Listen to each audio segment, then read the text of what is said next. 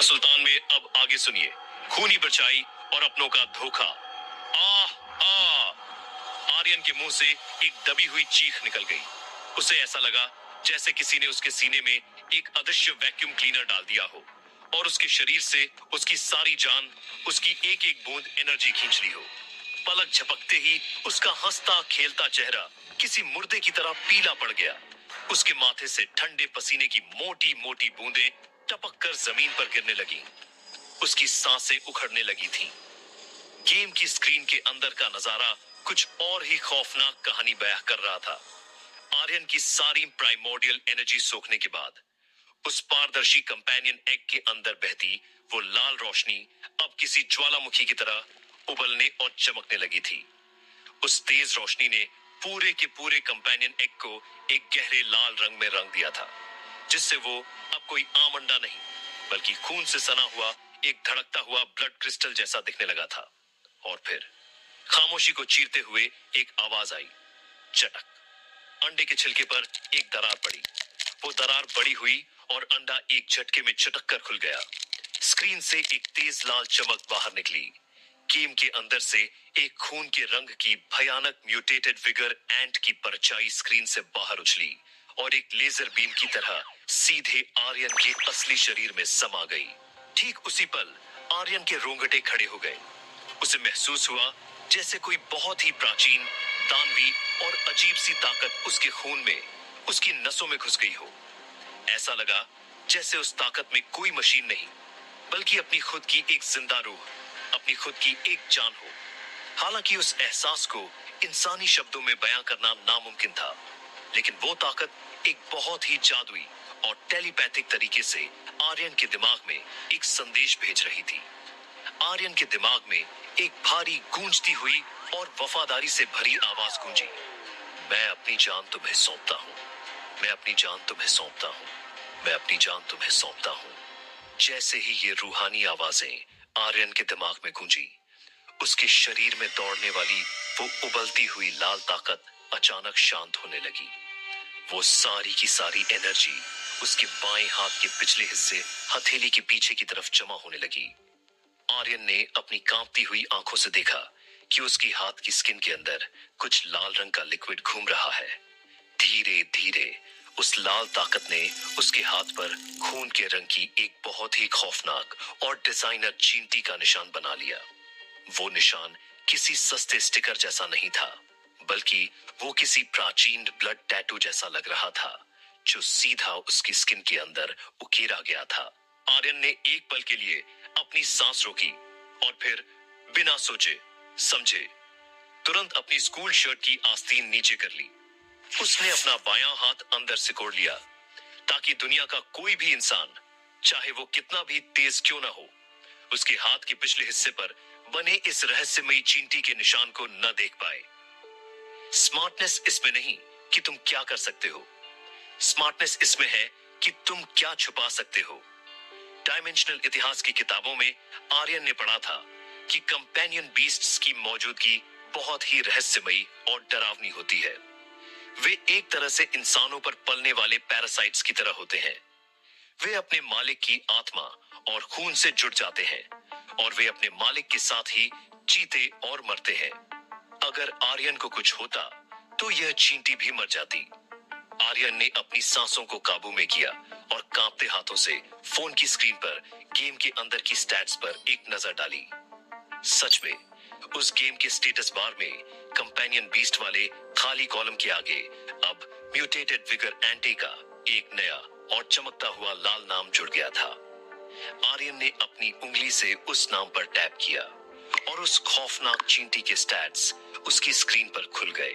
Companion beast, mutated vigour and level mortal, strength 9, speed 5, constitution 9, primordial energy 9, talent skill vigour divine fist, rank 9, companion form boxing glove. यह stats देखकर आर्यन की आंखें फटी की फटी रह गईं। उसका जबड़ा सच में जमीन को छूने वाला था। उसकी खुशी और सदमे का कोई ठिकाना नहीं रहा।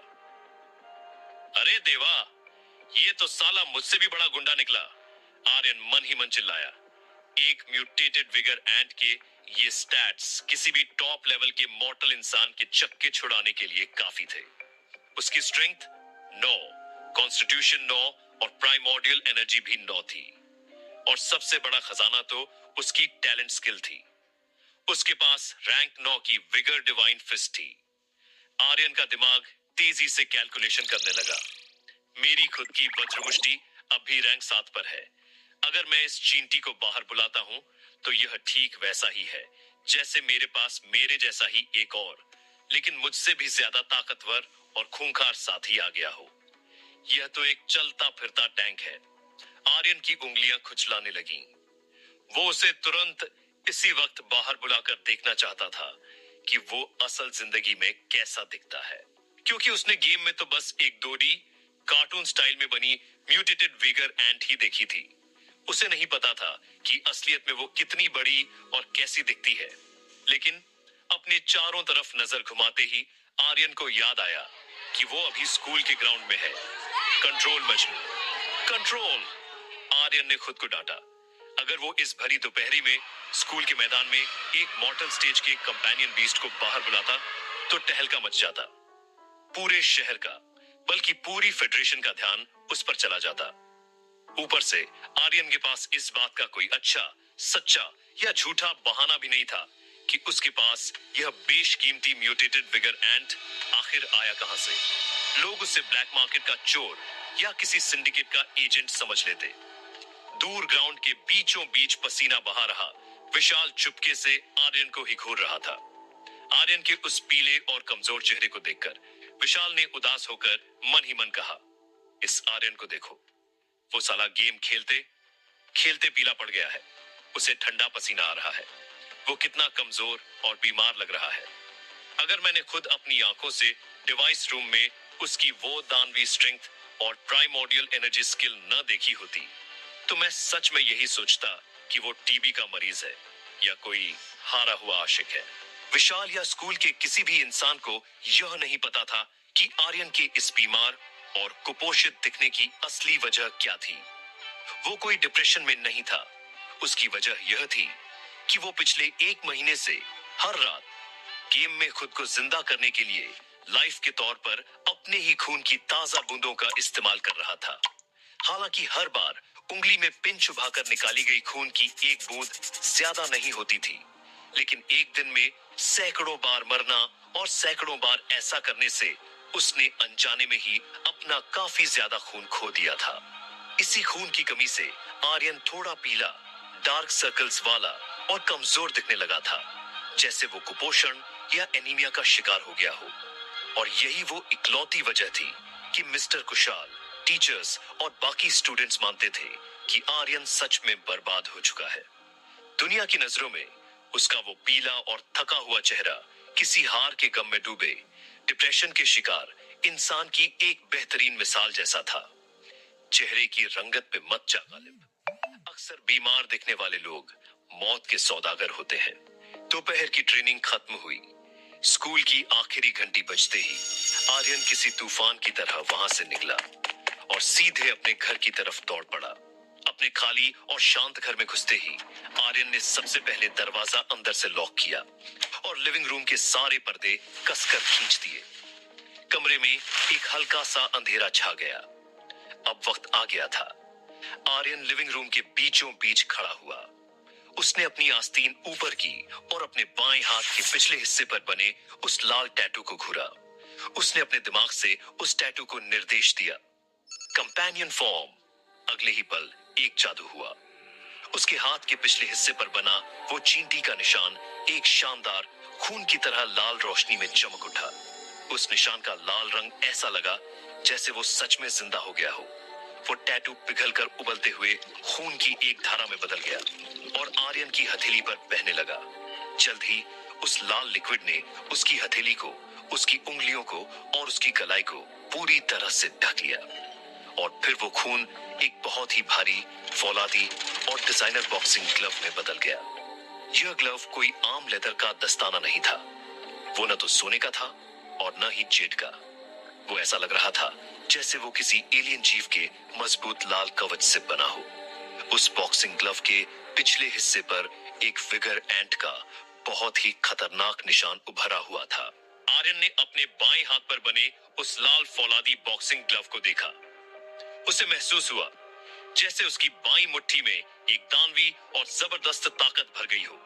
यह एहसास ऐसा था जैसे उसके हाथ में किसी ने बिजली का जनरेटर लगा दिया हो।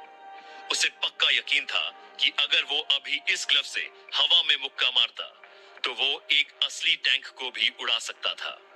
तो ये बात है, यह बिल्कुल इंटरनेट पर आने वाले उन लेजेंडरी हंटर्स के लाइव स्ट्रीम्स जैसा ही है। कंपेनियन बीस्ट्स सिर्फ बाहर लड़ने के लिए नहीं होते, बल्कि वे एक कंपेनियन स्टेट में बदलकर अपने मालिक की ताकत को सीधे बढ़ाने का काम भी करते हैं। एक विगर एंट बुनियादी तौर पर स्ट्रेंथ को बढ़ाता है, तो इसका यह ग्लव मेरी मुक्कों की ताकत को दोगुना कर देगा। आर्यन की आंखें खुशी से चमक उठी, लेकिन घर पर इस बॉक्सिंग ग्लव की बढ़ी हुई भयानक ताकत को टेस्ट करना बेवकूफी थी। अगर वो मुक्का मारता तो उसका घर ही गिर जाता और वो मलबे में दबकर मर जाता। इसलिए आर्यन ने मन मारकर उस ग्लव को वापस गायब कर दिया। अब असली खेल देखते हैं। आर्यन ने गहरी सांस ली और अपने टैटू को दूसरा आदेश दिया, बाहर आओ। जैसे ही उसके हाथ के पिछले हिस्से पर बना म्यूटेटेड विगर एंट का निशान चमका, कमरे के फर्श पर एक अजीब सी खून के रंग की बड़ी सी परछाई दिखाई दी। वो परछाई धीरे धीरे 3D आकार लेने लगी और असलियत में बदलने लगी, और जब वो पूरी तरह से सामने आई तो आर्यन के 2 कदम अपने आप पीछे हट गए। तक तेरी की, गेम वाले साले कितना बड़ा स्कैम करते हैं। आर्यन का मुंह खुला रह गया। असल जिंदगी में एक म्यूटेटेड विगर एंट गेम के उस डीओडी कार्टून वर्जन की तरह प्यारी और छोटी बिल्कुल भी नहीं थी। वो भयानक थी। उसका आकार एक रेस के घोड़े के बराबर था। उसका खून की तरह लाल कवच ऐसा लग रहा था जैसे उसे किसी भारी और मजबूत मेटल से किसी भट्टी में पिघलाकर बनाया गया हो। उसके शरीर की एक एक बनावट उसके जोड़ों में जैसे अनगिनत और जबरदस्त ताकत छुपी हुई थी। उसकी लंबी पतली चींटी की टांगे किसी आरी के धारदार दांतों की तरह लग रही थी।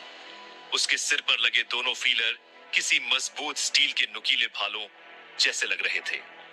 उसकी टांग से कटने या घायल होने की तो बात ही छोड़ दो, अगर कोई इंसान भूल से भी तेज रफ्तार में उसके शरीर से टकरा भी जाता तो शायद उस इंसान की सारी हड्डियां टूट जाती और वो जिंदगी भर के लिए अपाहिज हो जाता।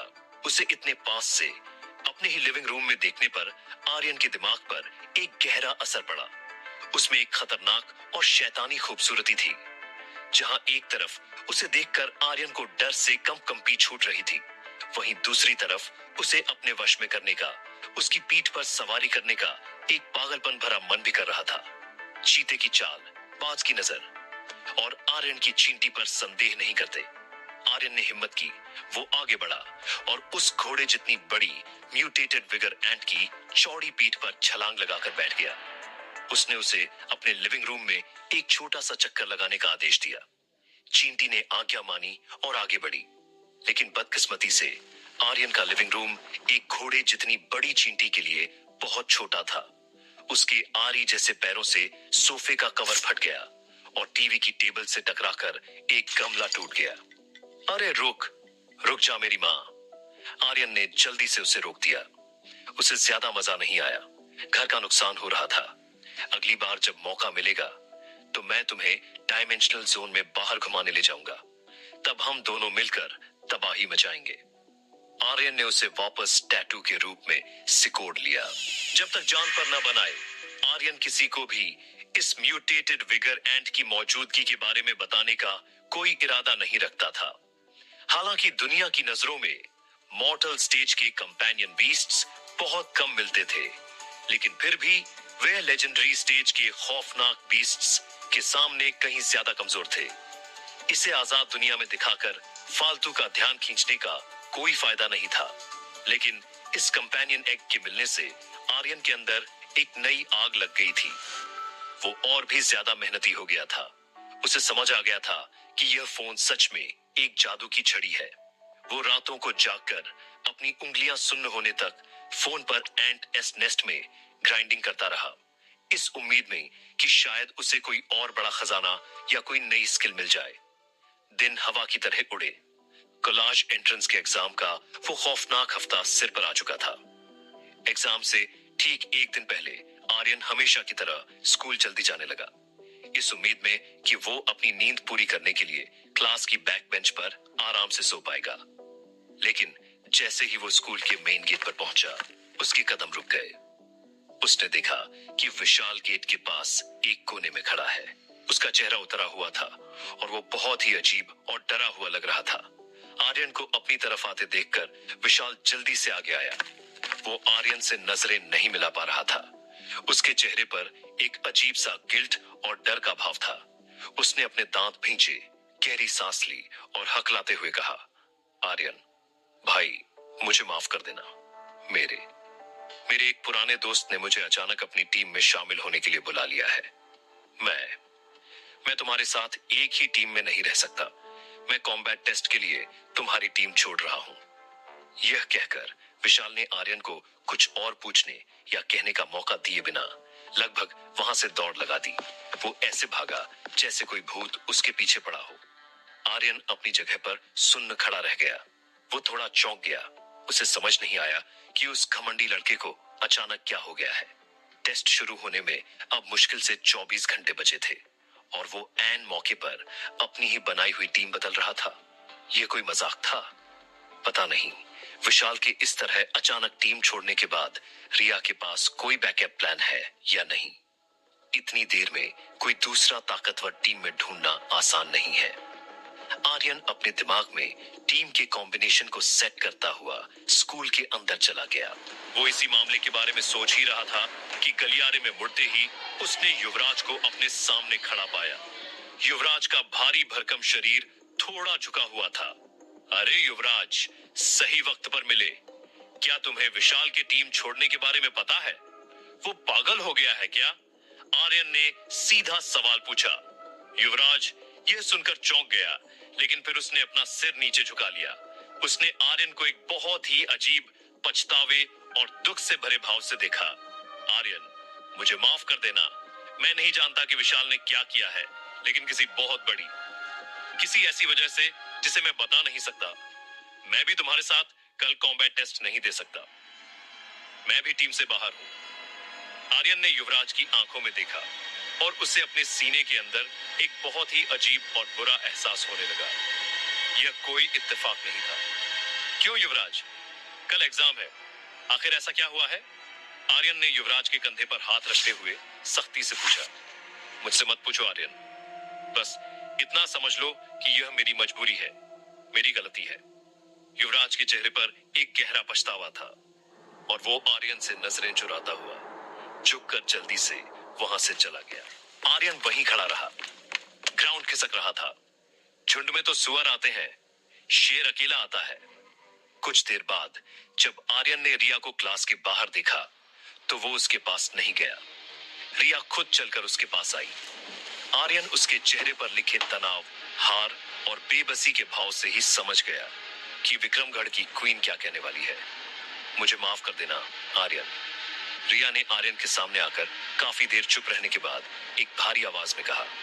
उसकी आंखें लाल थीं। मैं कल तुम्हारे साथ कॉम्बैट टेस्ट नहीं दे सकती। हमारी टीम टूट चुकी है।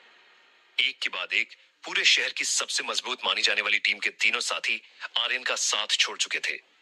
टेस्ट से ठीक पहले ऐसा क्यों हुआ? यह कोई इत्तेफाक नहीं था। यह साफ तौर पर एक बहुत बड़ी और खतरनाक साजिश थी। किसमें इतनी ताकत है जो रिया, विशाल और युवराज जैसे अमीर और ताकतवर स्टूडेंट्स को डराकर एक ही रात में टीम तोड़ने पर मजबूर कर दे? आर्यन के दिमाग में खतरे की घंटियां बजने लगी। अब आर्यन बिल्कुल अकेला पड़ चुका था। क्या वो अब अकेले इस कॉम्बैट टेस्ट में उतरेगा या यह साजिश उसे पूरी तरह बर्बाद करने के लिए रची गई थी? असली खेल तो अब शुरू हुआ था। गेम का सुल्तान में अब